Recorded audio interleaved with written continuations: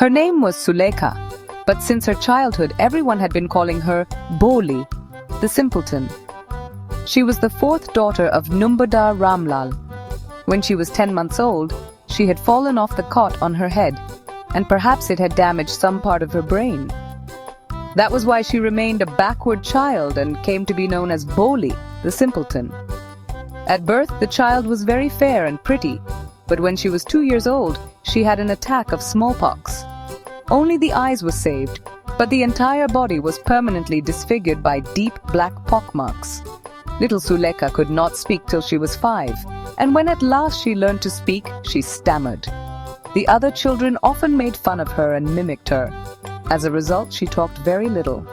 Ramlal had 7 children, 3 sons and 4 daughters, and the youngest of them was Bholi. It was a prosperous farmer's household, and there was plenty to eat and drink. All the children except Bholi were healthy and strong. The sons had been sent to the city to study in schools and later in colleges. Of the daughters, Radha, the eldest, had already been married. The second daughter, Mangla's marriage had also been settled, and when that was done, Ramlal would think of the third, Champa. They were good-looking, healthy girls, and it was not difficult to find bridegrooms for them. But Ramlal was worried about Bholi. She had neither good looks nor intelligence. Bholi was 7 years old when Mangla was married. The same year, a primary school for girls was opened in their village. The Tehsildar Sahib came to perform its opening ceremony. He said to Ramlal, "As a revenue official, you are the representative of the government in the village, and so you must set an example to the villagers. You must send your daughters to school."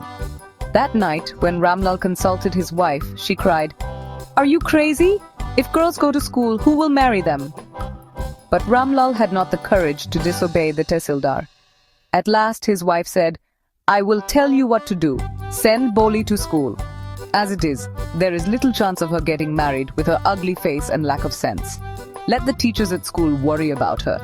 The next day, Ramlal caught Bholi by the hand and said, "Come with me. I will take you to school." Bholi was frightened. She did not know what exactly a school was like.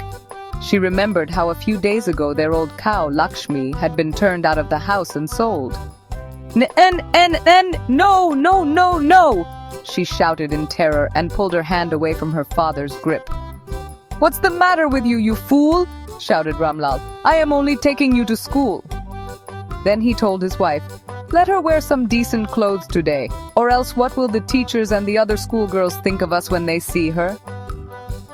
New clothes had never been made for Bholi. The old dresses of her sisters were passed on to her. No one cared to mend or wash her clothes.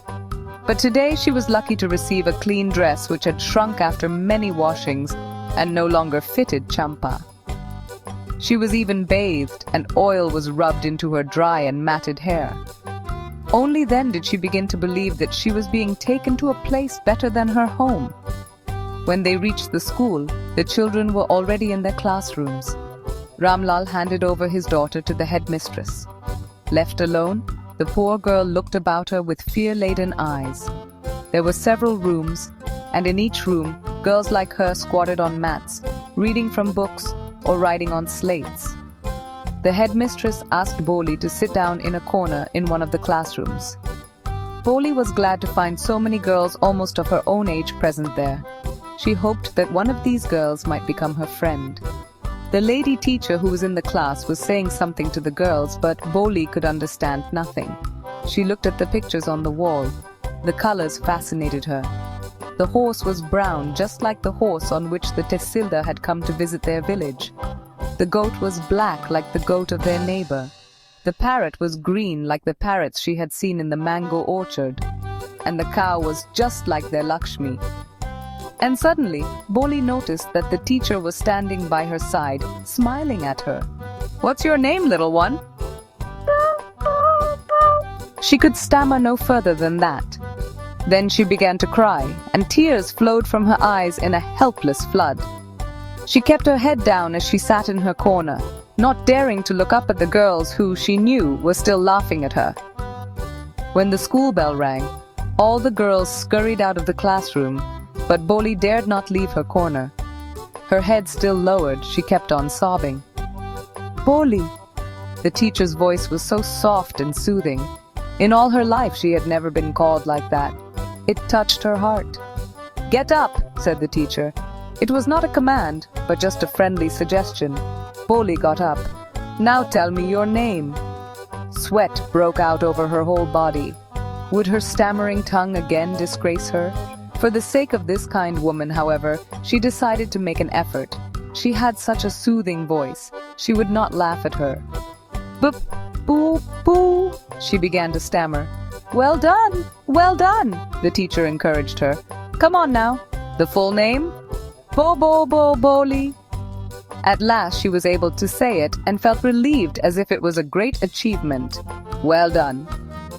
The teacher patted her affectionately and said, Put the fear out of your heart and you will be able to speak like everyone else. Bholi looked up as if to ask, Really? Yes, it will be very easy. You just come to school every day. Will you come? Bholi nodded. No, say it aloud. Yes. And Bholi herself was astonished that she had been able to say it. Didn't I tell you? Now take this book. The book was full of nice pictures and the pictures were in color. Dog, cat, goat, horse, parrot, tiger, and a cow just like Lakshmi.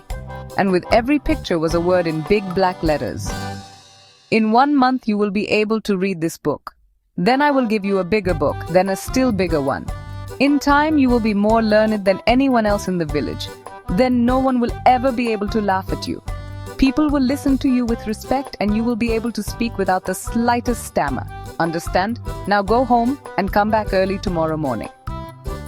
Bholi felt as if suddenly all the bells in the village temple were ringing and the trees in front of the schoolhouse had blossomed into big red flowers. Her heart was throbbing with a new hope and a new life. Thus, the years passed. The village became a small town. The little primary school became a high school. There were now a cinema under a tin shed and a cotton ginning mill. The mail train began to stop at their railway station. One night, after dinner, Ramlal said to his wife, Then shall I accept Bishamba's proposal? Yes, certainly. Bholi will be lucky to get such a well-to-do bridegroom.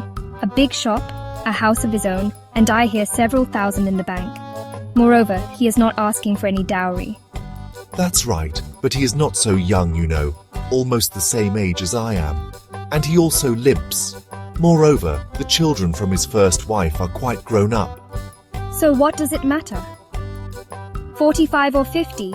It is no great age for a man. We are lucky that he is from another village and does not know about her pockmarks and her lack of sense. If we don't accept this proposal, she may remain unmarried all her life. Yes, but I wonder what Bholi will say. What will that witless one say? She is like a dumb cow. Maybe you are right, muttered Ramlal. In the other corner of the courtyard, Bholi lay awake on her cot, listening to her parents' whispered conversation. Bishambarnath was a well-to-do grocer. He came with a big party of friends and relations with him for the wedding. A brass band playing a popular tune from an Indian film headed the procession, with the bridegroom riding a decorated horse. Ramlal was overjoyed to see such pomp and splendor. He had never dreamt that his fourth daughter would have such a grand wedding. Bholi's elder sisters, who had come for the occasion, were envious of her luck. When the auspicious moment came, the priest said, "Bring the bride." Bholi, clad in a red silken bridal dress, was led to the bride's place near the sacred fire. "Garland the bride," one of his friends prompted Bishambarnath. The bridegroom lifted the garland of yellow marigolds. A woman slipped back the silken veil from the bride's face. Bishambar took a quick glance. The garland remained poised in his hands.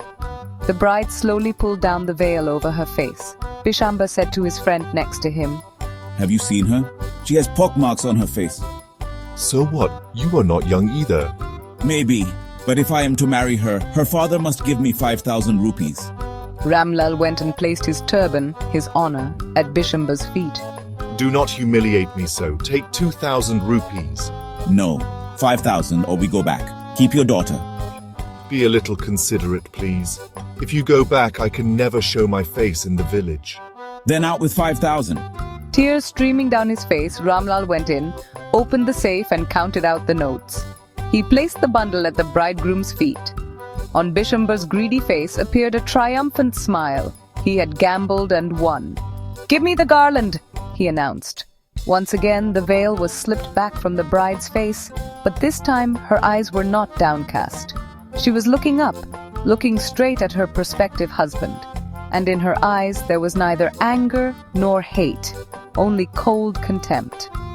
Bishamber raised the garland to place it round the bride's neck, but before he could do so, Bholi's hand struck out like a streak of lightning and the garland was flung into the fire. She got up and threw away the veil. "Pitaji," said Bholi in a clear, loud voice. And her father, mother, sisters, brothers, relations and neighbors were startled to hear her speak, without even the slightest stammer. Pitaji, take back your money. I'm not going to marry this man. Ramlal was thunderstruck. The guests began to whisper, "So shameless, so ugly and so shameless." Ramlal said, Bholi, are you crazy? You want to disgrace your family? Have some regard for our Izzat. For the sake of your Izzat, I was willing to marry this lame old man, but I will not have such a mean, greedy and contemptible coward as my husband. I won't. I won't. I won't. "What a shameless girl. We all thought she was a harmless dumb cow." Bholi turned violently on the old woman. Yes, Auntie, you are right. You all thought I was a dumb-driven cow. That's why you wanted to hand me over to this heartless creature. But now the dumb cow, the stammering fool, is speaking. Do you want to hear more? Bishamber Nath, the grocer, started to go back with his party. The confused bandsman thought this was the end of the ceremony and struck up a closing song. Ramlal stood rooted to the ground, his head bowed low with the weight of grief and shame. The flames of the sacred fire slowly died down. Everyone was gone. Ramlal turned to Bholi and said, But what about you? No one will ever marry you now. What shall we do with you? And Sulekha said in a voice that was calm and steady, Don't you worry, Pitaji. In your old age, I will serve you and Mother, and I will teach in the same school where I learnt so much. Isn't that right, ma'am? The teacher had all along stood in a corner watching the drama. "Yes, Bholi, of course," she replied. And in her smiling eyes was the light of a deep satisfaction that an artist feels when contemplating the completion of her masterpiece.